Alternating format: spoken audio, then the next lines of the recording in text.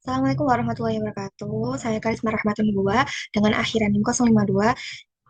Saya di sini akan menjelaskan tutorial menggunakan Smart PLS beserta analisisnya.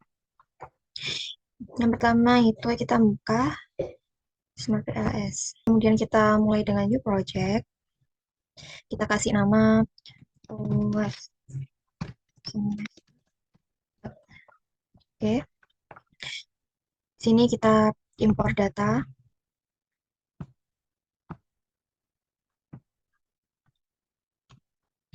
Nah, datanya udah masuk. Kemudian kita new model.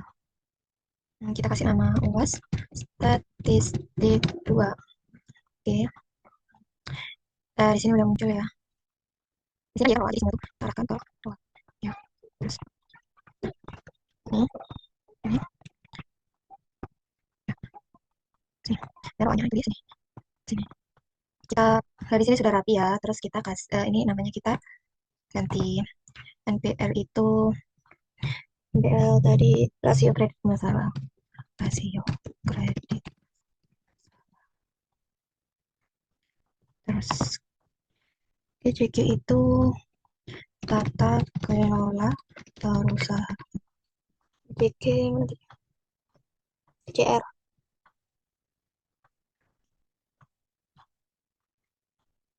Oke. Kita ganti semuanya ya. Nah, ini sudah.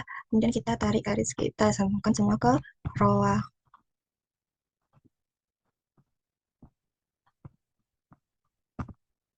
Nah, seperti ini ya bentuknya. Kemudian kita mulai kalkulasi pertama. Pertama kita mencari varietas konvergen, faktor loading. Ini kita running calculate RS algorithm, start calculation. Kita pencet outer loading. Nah, di sini udah keluar ya nilai outer loadingnya. Jadi kita analisis. Nah, semua nilainya itu lebih dari 0,7 yaitu 1,00. Jadi kelima variabel ini eh, dinyatakan valid. Bisa dilihat ya ini CAR, CG, MIM, MPL, dan ROA itu semua nilainya lebih dari 0,7. Variabel di atas dinyatakan valid. Selanjutnya kita mencari nilai AV. Kita mencari nilai AV itu di construct reliability and validity. Nah, di sini. Ini ya, sudah terlihat nilainya. Kemudian kita analisis. Kita analisis ini. Ya. Variabel efisiensi bank, rasio kecukupan, rasio kredit masalah, rasio profitabilitas, dan tata kelola perusahaan memiliki nilai AV lebih dari 0,7 yaitu 1,000 yang berarti variabel tersebut mampu menjelaskan lebih dari setengah varian indikator-indikatornya sehingga varietas konvergen memadai. Next, kita mencari varietas diskriminan yang dimulai dengan cross-coding. Kita buka Smart PS-nya tadi. Kita pencet ini diskriminan validity. Kita cari cross loading. Nah, di sini sudah muncul. Kemudian kita analisis lagi. Ini menurut Pion katakan valid apabila korelasi antara indikator dengan konstruknya atau variabelnya itu lebih besar daripada indikator pada konstruk variabel lainnya. Dan ini sih jelas ya, ini yang saya tandai kuning-kuning ini, jadi korelasi antara indikator efisiensi bank dengan variabelnya efisiensi bank itu lebih besar daripada efisiensi bank pada variabel lainnya seperti JAR, GCG, MPL, dan ROA. Di sini sudah yang lainnya juga begitu sama ya, rasio kecukupan modal pada rasio kecukupan modal itu lebih besar pada rasio kecukupan modal pada variabel lainnya. Nah, di sini tuh menunjukkan bahwa cross-loading tampak tidak terdapat permasalahan diskriminan validitas. Selanjutnya kita melihat Fornalaker. Nah, di sini ya, Fornalaker. Nah, di sini muncul kan di sini kosong tuh. Bisa kita isi dengan dilihat dari sini. Kayak rasio kecukupan pada efisiensi bank itu efisiensi bank pada rasio kecukupan berarti 0,46 kita taruh di sini dan sama. Kemudian kita analisis nih dari sini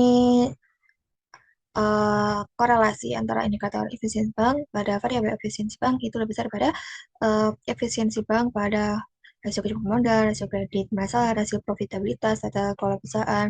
Bisa dilihat ini nilainya. Kemudian rasio kecukupan modal juga eh, pada rasio kecukupan modal lebih besar pada rasio kecukupan modal pada variabel lainnya. Dengan demikian, semua variabel dalam penelitian ini menunjukkan validitas diskriminan yang memadai. Dan sudah jelas, ini sama aja rasio kredit masalah besar pada rasio kredit masalah pada variabel lainnya, rasio profitabilitas pada rasio profitabilitas lebih besar pada rasio profitabilitas pada variabel lainnya, tata kelola perusahaan pada tata kelola perusahaan lebih besar daripada tata kelola perusahaan pada variabel lainnya. Selanjutnya,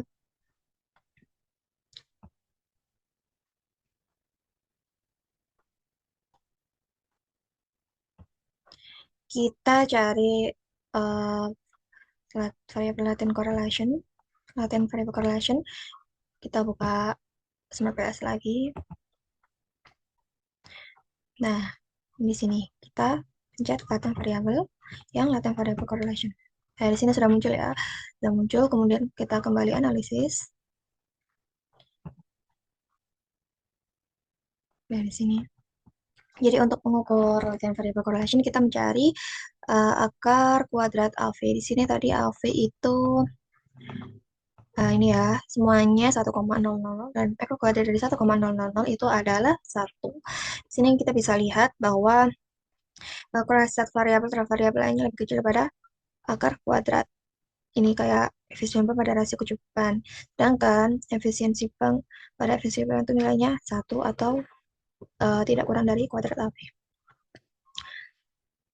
Uh, jadi intinya korelasi indikator dengan variabelnya itu nilainya tidak kurang dari akar kuadrat AB. Sedangkan uh, korelasi antara indikator dengan variabel lainnya, konstruk lainnya, itu kurang dari nilai akar kuadrat AV, sehingga terjadi multikolinearitas yang memiliki arti nilai konstruk tidak benar-benar berbeda.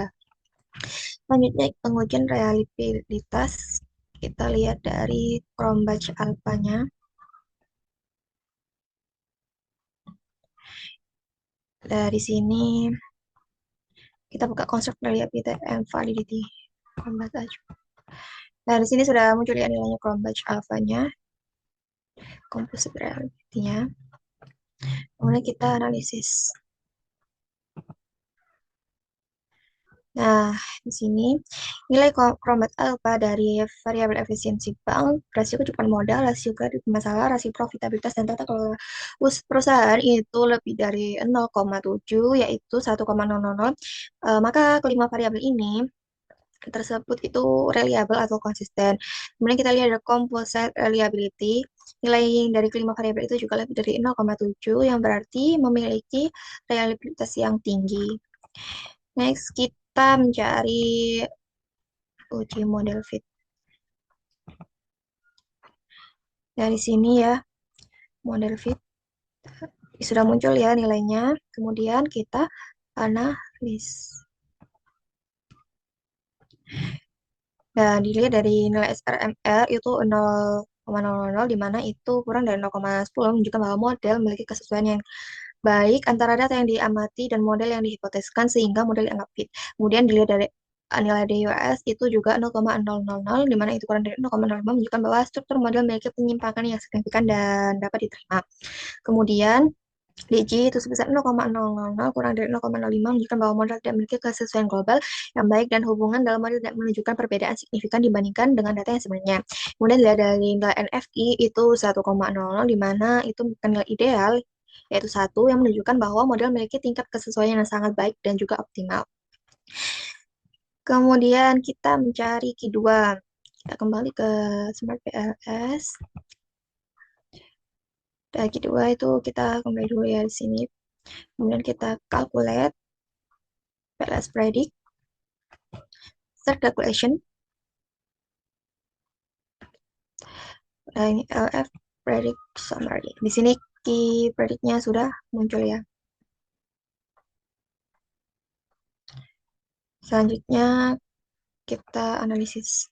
Di sini menunjukkan di tabel itu Q kemarin memiliki nilai 0,438 yang berarti kedua memiliki predictive relevance dan Q2 dikatakan kuat karena nilainya lebih dari 0,35. Selanjutnya kita mencari norm modelnya. Kita kembali ke Smart PLS. Nah, kita kembalikan dulu. Calculate PLS algorithm. Start calculation. Nah, ini norm model itu di R square ya ini. Kita lihat dari S square dan S square adjusted-nya. Oke, kita analisis.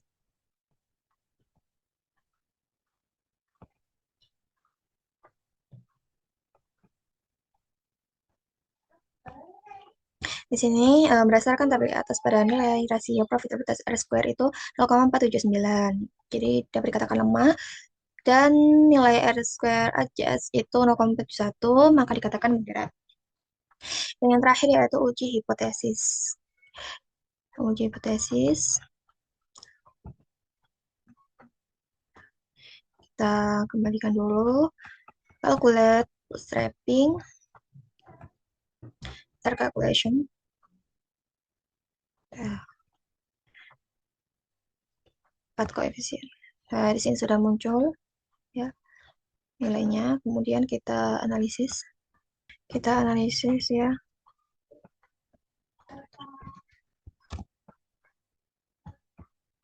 Langsung kita analisis ini uji hipotesisnya. Berdasarkan tabel di atas p-values ini, semua variabel memiliki nilai kurang dari 0,05 kecuali resiko kecukupan model yang memiliki nilai lebih dari 0,05 yaitu 0,269.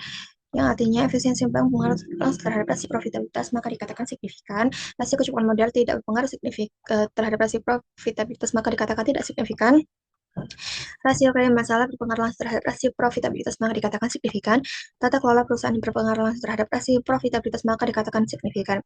Dan jika dilihat dari nilai T, ini semua variabel itu memiliki nilai lebih dari T tabel yaitu 1,651 yang berarti variabel di atas signifikan kecuali rasio kecukupan yaitu cuma memiliki nilai 1,127 yang artinya H1, H2, dan H3 diterima sedangkan H4 ditolak. Nah, sudah saya akhiri. Wassalamualaikum warahmatullahi wabarakatuh. Terima kasih.